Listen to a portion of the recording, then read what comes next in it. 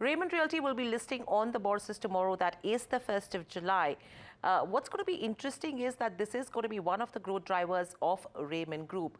To discuss more, Gautam Singhania, CMT at Raymond Group joins in. Mr. Singhania, welcome to the show and a pleasure to speak to you as always at NDTV Profit.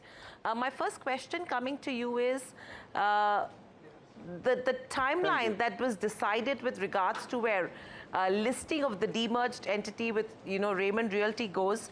That is something that you've fast-tracked, and it's absolute value unlocking for the shareholders as well. Your initial comments?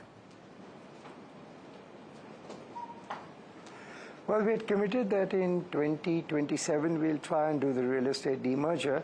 But yes, you're correct. We did fast-track it because we thought there's a lot of value to be created. We want to create it, separate entities with their own focus of what they need to do. And bring in the best of class governance, world-class teams, management teams. So we saw a lot of merit in fast-tracking it, which is why we did it, and we delivered the demerger a couple of years ahead of what we had planned. Okay. Mr. Singhania, what's the kind of opportunity that Raymond is sitting on, taking into consideration the development pipeline that the company has?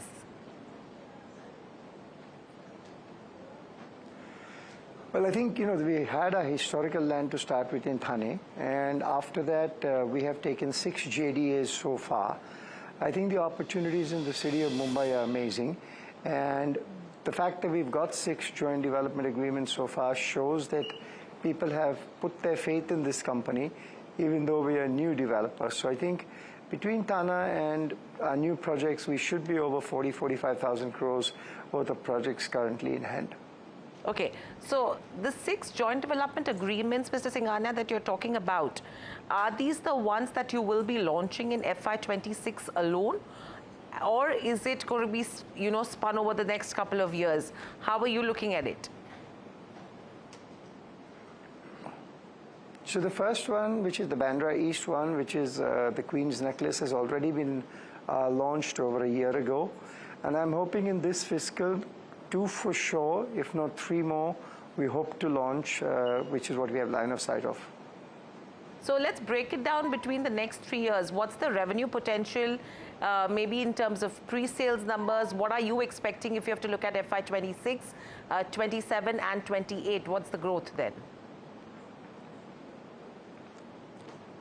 So we are saying that we want to grow revenues at least 15% and EBITDA margins at about 20%. This year we did about 2,300 crores, but we grew very strongly this year. Last financial year, we grew about 46%. So whilst we're committing lower numbers, I'm hoping that we should do better than that. Okay. Apart from this, if you have to look at the, consumers, the apartments, what I read, will range between 2 to 20 crores from the wide offering that you have. What percentage of the revenues will come from, mid-sized, premium and luxury? If you could help us quantify on that aspect. So I think what the information that is incorrect is we're not operating between the 2 and 20 crore. We're more like between the 1 and 5 crore is which our sweet spot is. And, depending on the project, which is if it's a 10x is maybe 2, 2.5, 3 crores. If you take a address by GS, it could be 3, 4, 5 crores, somewhere there. So, but that's really our sweet spot. We aren't going over that. Yes, we did sell a few apartments for 15 to 20 crores, but those were jodis and duplexes, but there were only like 2 or 3 of them. So that's really not an area we're operating in. Okay. So again, what you're saying is premium luxury is not something that Raymond Realty will really focus on as well. One of projects is something which could be varied. But apart from that, if you have to look at the overall business aspect, you've mentioned about the kind of revenue potential you're seeing in terms of growth. From a margin perspective, and if you have to look at return on equity and the return on capital employed, taking into consideration you're going to have an asset-light model from here on, your balance sheet is expected to remain net debt zero as well because of this. Where do you see the ROEs moving? Well, we hopefully it'll grow because all our future growth will all now come from JDA models. We're hoping to see healthy margins between 20 and 22%. So, and we're a zero-rate company, so we should see good growth. And Mr. Singhania, taking MMR as a region, absolute hot property, right? Prices is something which is probably touching the roof. Redevelopment projects is something that south of Mumbai is now focusing on, taking into consideration the crunch that you have in terms of land bank. Outskirts is your advantage right now because the land bank that you already hold in Thane. How are you seeing that price trend emerge from here on? And taking what the RBI has done in terms of interest rates as well, how are you seeing that demand supply now pan out? So I'll take your second question first, which is obviously the reduction in RBI rates will obviously impact and give a positive impact. But having said that, from a redevelopment point of view, we are staying in a very tight price bracket. I think our sweet spot is say 25,000 to 45, 50,000 rupees. And I think in that market, you'll continue to see demand. I think the heatedness is in the South Bombay where the prices are going crazy. And what's a misnomer is the reporting of single deals that happen, which spoil expectations of buyers and the sellers of land. So, I said it earlier, I said there are two sides to the market. There's the luxury segment of the market, and there's our segment, which is the affordable luxury. And whilst both of us are in the same space of, say, if you call it generically real estate, both of us are actually in two different businesses because, I think anything above 100,000 rupees to say 200,000 rupees a square foot is a completely different business to somebody who's in a 20 to 40,000 rupee business. Okay.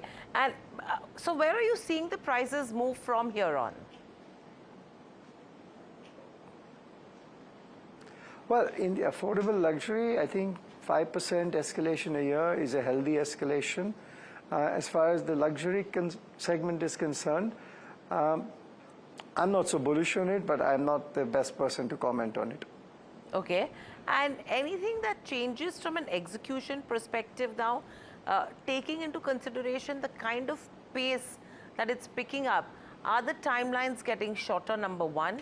And on the financing side, the other aspect is there was a trend where a lot of investments that did come in, where houses were bought from an investment perspective versus to buy it as a home. How are you seeing that trend emerge? No, so from our point of view, yes, we are constructing faster than anybody else. We come from a manufacturing mindset. And number two, we are finding more actual consumers coming to our projects rather than investors, which is always a good sign because that keeps price stability. Right. Mr. Singhania, very lastly, that we have the listing tomorrow. What is the key message that you want to give the investors? Well, here's a top-class real estate company that we put our heart and sweat and blood into creating, and the rest is for the investors to decide what they think of the company. Whilst we are listing tomorrow, this is the beginning of the youngest member of the Raymond family getting listed tomorrow. So it's a very proud moment for us, and I'm sincerely looking forward to it.